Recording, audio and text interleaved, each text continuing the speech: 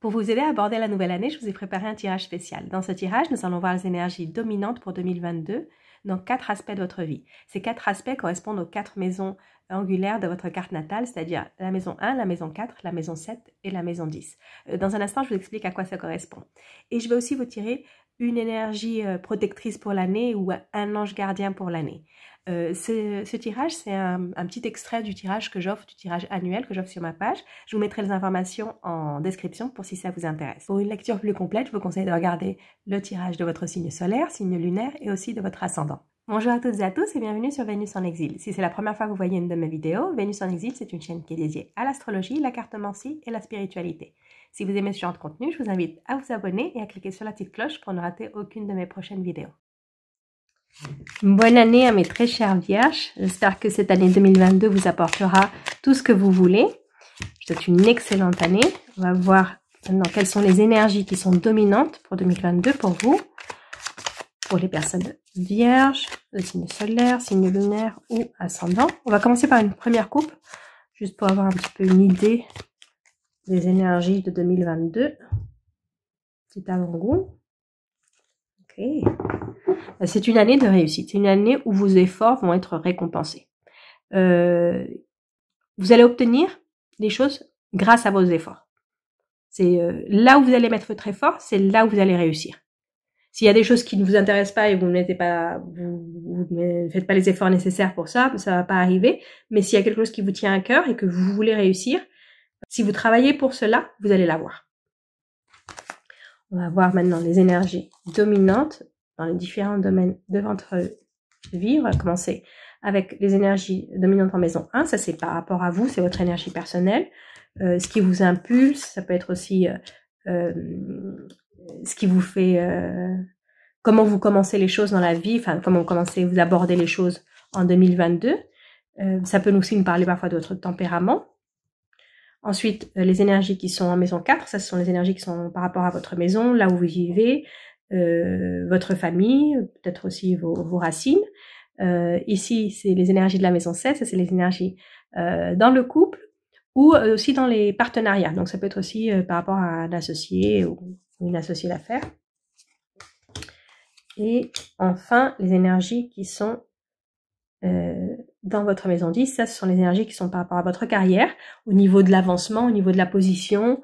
Ça peut être aussi vos relations avec vos chefs ou vous en tant que chef. On va voir les maisons 1, ok. Donc, c'est des très belles énergies. Hein. Cette année, vous allez pouvoir créer. C'est une année où vous allez pouvoir être... Vous avez une force créatrice, une force d'abondance. Vous allez attirer à vous, vous allez créer. C'est aussi une année pour vous vous lancer, faire vos preuves. Ici, avec cette carte de l'eau, ça peut être aussi une année où vous allez vivre beaucoup de choses émotionnellement qui vont vous faire grandir. Que ce soit ici, quand je dis émotionnellement, c'est ni bon ni mauvais. C'est des choses qui vous bougent, où vous sentez très fort. C'est des choses que vous sentez très fort et qui vous font grandir, qui vous font évoluer. Donc parfois, ça peut être des expériences pas forcément toujours agréables, mais qui vous réveillent émotionnellement. C'est une année pleine d'apprentissage émotionnel, je veux dire, pleine d'apprentissage émotionnel. C'est aussi une année que vous allez profiter. Hein. C'est une année où vous allez profiter. Peut-être qu'en 2021, vous n'avez pas pu bien profiter de la vie. Et là, en 2022, vous allez plus profiter de la vie. Faites attention quand même à votre ligne. Pour certaines personnes, il peut y avoir peut-être parfois quelques excès où vous allez un petit peu vous laisser aller, prendre un petit peu plus de forme. Mais c'est une année où vous allez vraiment bien vivre. Je sens que c'est ça, c'est une année où vous allez bien vivre. En tout cas, vous allez ce que vous allez projeter au monde, c'est ça. Quand les gens vont vous voir, vous allez avoir comme cette bonne mine, un très bon teint, vous allez vraiment projeter ça. Quand les gens vont vous voir, ils vont dire « Ah, c'est une personne qui qui vraiment sait profiter de la vie, qui a l'air heureuse, qui a l'air équilibrée, qui a l'air de vivre sa vie comme elle veut. Ok. Maison 4. Donc, du changement. Certaines personnes vont peut-être déménager cette année 2022. Là, on commence à chercher. C'est pas forcément le déménagement, mais c'est là où on commence à chercher où est-ce qu'on veut vivre. Peut-être chercher une nouvelle maison. Ça peut être aussi ça. Mais il y a du changement. Il y a du changement très favorable. Mais je sens que c'est le 2022, c'est le début du changement, c'est l'exploration.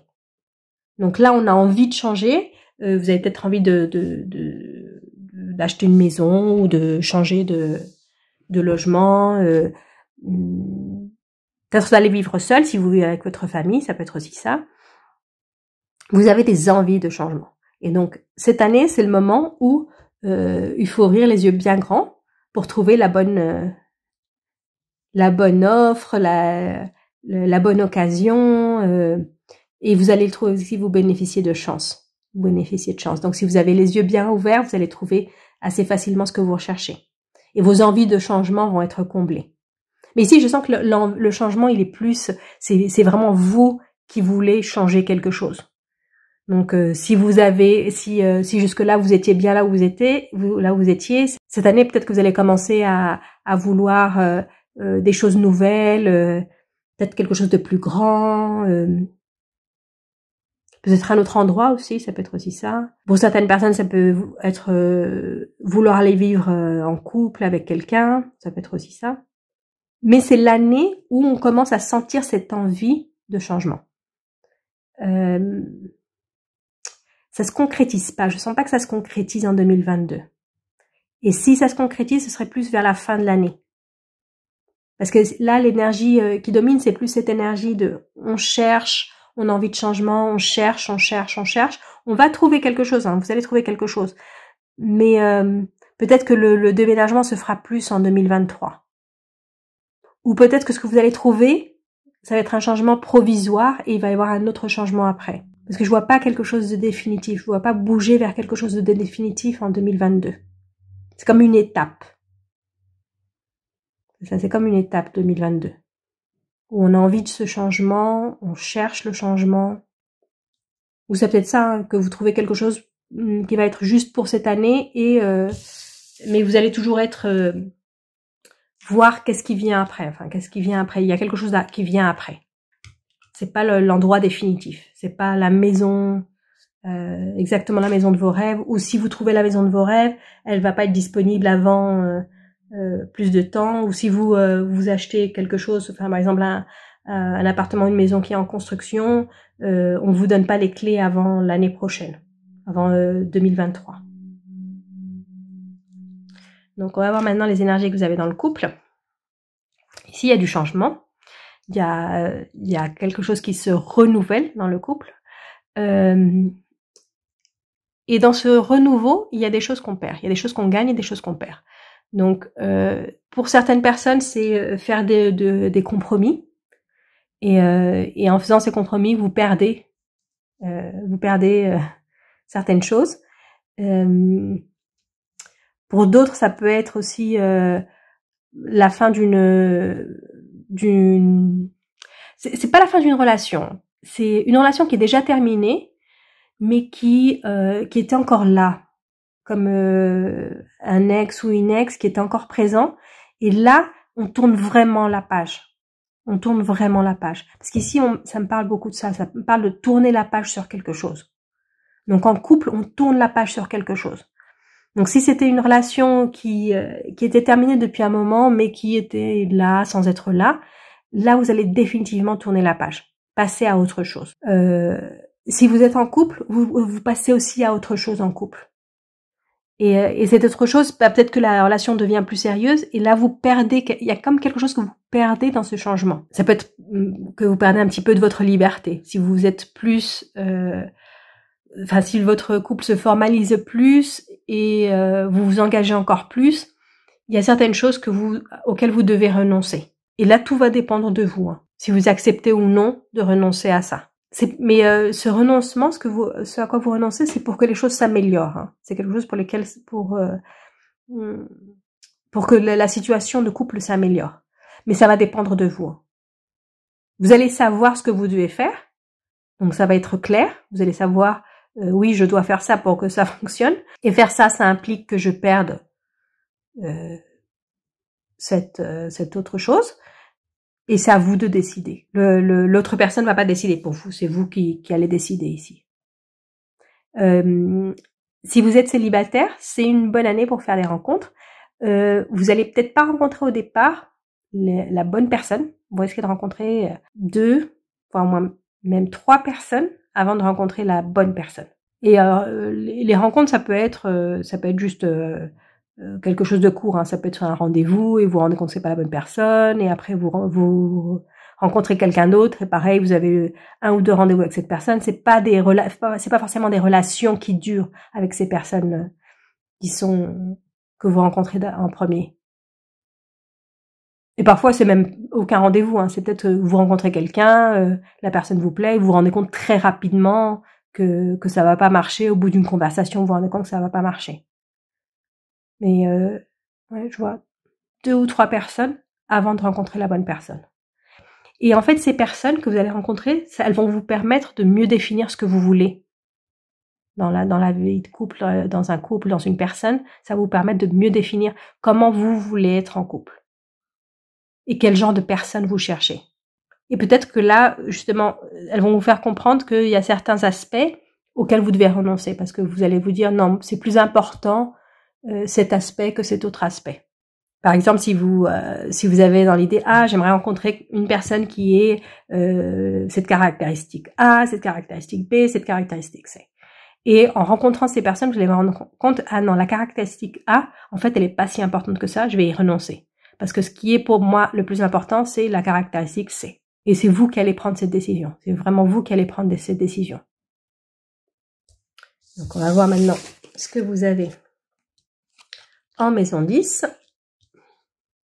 Ok, au niveau de la carrière, il y a comme une situation du passé qui refait surface au niveau de la carrière.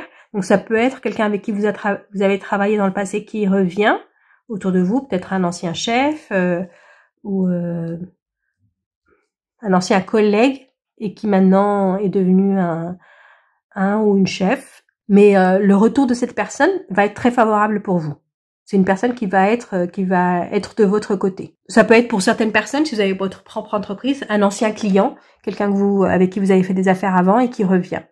Et ça va être quelque chose de très bénéfique pour vous. Ou si vous travaillez dans un projet qui est en rapport avec des thèmes que vous avez traités au début de votre carrière. Ça, c'est un retour à quelque chose que vous avez fait dans le passé ou retour avec des contacts avec des personnes que vous avez connues dans le passé et ça va être très bénéfique pour vous. Revisiter certaines choses. Ça peut être aussi pour certaines personnes, revisiter des projets que vous aviez fait dans le passé, qui n'avaient pas abouti, que vous avez laissé tomber. Peut-être rechercher ça si vous cherchez comme de nouveaux objectifs. Regarder dans les choses du passé qui n'avaient pas abouti à l'époque pour quelconque raison, elle n'avait pas abouti à l'époque et peut-être que maintenant ça peut aboutir. Pour certaines personnes, ça peut être aussi utiliser des compétences que vous avez acquis il y a très longtemps et que vous n'avez jamais utilisées. Ça peut être aussi ça. Ça, c'est quelque chose qui est en rapport avec le passé. Donc ça peut être une personne, ça peut être une activité, ça peut être un projet, ça peut être un endroit aussi. Retourner dans un endroit. Mais c'est quelque chose qui va être très très très favorable pour votre carrière. Et vous allez le voir très rapidement.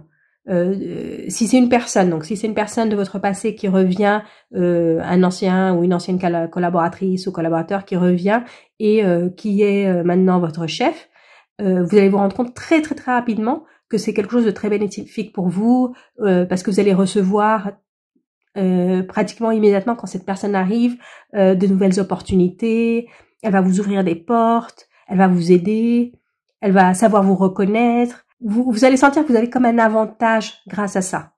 Donc, soit grâce à cette personne, soit grâce à cette compétence que vous avez acquis il y a très longtemps, que vous n'avez jamais utilisée, et là, vous allez pouvoir l'utiliser, et grâce à ça, vous allez pouvoir marquer des points au travail. Mais en tout cas, ça va être très, très favorable pour vous. Et vous allez vous rendre compte très, très rapidement. Donc, on va voir maintenant quelle est l'énergie protectrice pour vous cette année. Quel est votre ange gardien pour l'année 2022 pour les vierges. Ok. C'est la pacifiste. Le pacifiste. Cette carte nous dit d'un peu lâcher prise avec le besoin qu'on a de se battre. C'est de faire la paix. Donc, votre protection cette année, c'est la paix. C'est cette attitude de je ne vais pas chercher le conflit, j'essaie de désamorcer les conflits. C'est cette énergie qui va vous suivre tout au long de l'année. Celle du pacifiste. Ouais, l'énergie du pacifiste. Et c'est ça va être votre protection cette année. Donc si vous êtes en connexion avec cette énergie pacifiste, c'est ce qui va vous protéger tout au long de l'année. Ça va vous protéger des conflits, et en fait, ils vont même pas arriver jusqu'à vous. C'est ça, les conflits ne vont même pas arriver jusqu'à vous. Vous allez savoir les désamorcer avant même que le conflit n'éclate. Ça va être une année zen, je sens que ça va être une année zen pour les vierges. Donc voilà, ça c'était votre lecture des énergies dominantes pour 2022. Je vous souhaite encore une excellente année 2022 et je vous retrouve très bientôt pour une prochaine vidéo.